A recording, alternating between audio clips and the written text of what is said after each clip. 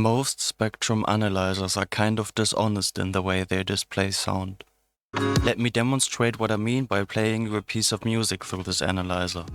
Now this analyzer is tilted, so it shows frequencies about as loud as we hear them. But our ears aren't perfect. So this is not at all an accurate representation of how much headroom these frequencies take up. In fact, I can adjust the tilt, and this gives us a much more accurate picture. As you can see, the amount of headroom taken up is far dominated by the bass. You can also tell this by just looking at the waveform. What we've got here is a kick. It takes a lot of headroom with its slow wiggles of the bass, while the fast wiggles of the higher frequencies don't really take that much space. I can demonstrate this even more clearly if I bounce this while cutting out the bass. You will see that the overall peak values will go down drastically. Look at this waveform and compare it to this. You can see this even more clearly for very bass-heavy genres. What I've got here is a drum and bass track. You can already see the main pattern you can recognize are the slow oscillations of the bass waveform. So if I take this EQ and just cut the bass out and bounce this, all this headroom is suddenly freed up. Compare these kicks and these basses. This, together with a nice feeling of a clean sub, has led a lot of producers to wanting to accurately control their sub and separately process it from the rest of the basses. This becomes especially relevant in more experimental bass design like Neuro, where you can't really be creative while also worrying about the sub. What we end up doing is we cut the bass from the higher harmonic layer and just layer in a sub. That's a simple sine wave with maybe a third, a fifth and a seventh harmonic.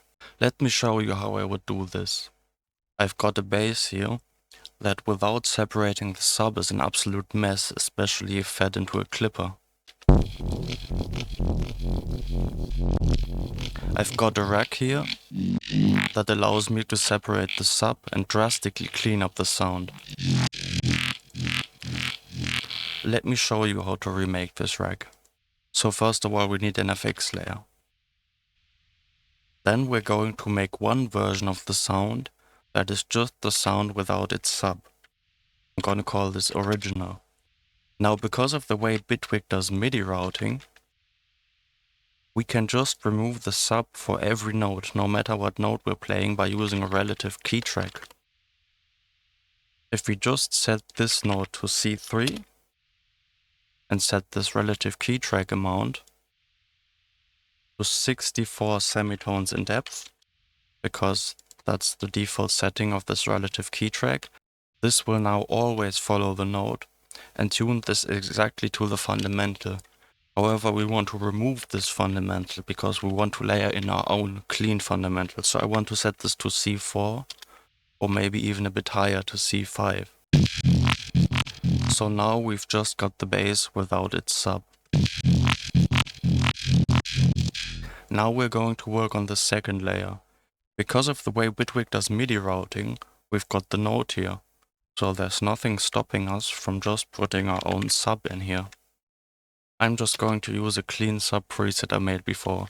This is just a sine wave with a third harmonic in a sampler.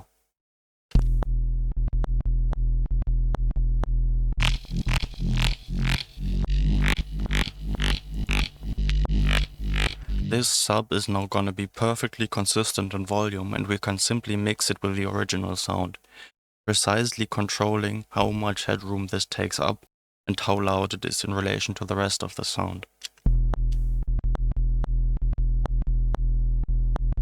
And that's the essence of this technique. We use the MIDI routing to just cut the sub out in one layer and put our own sub in another layer.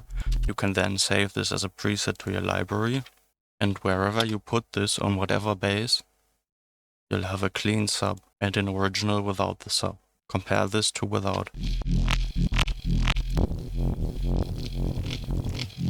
Of course, this is quite an extreme example, but if you make these kinds of basses with lots of processing, you don't want to keep track of your sub all the time. You just want to try out whatever.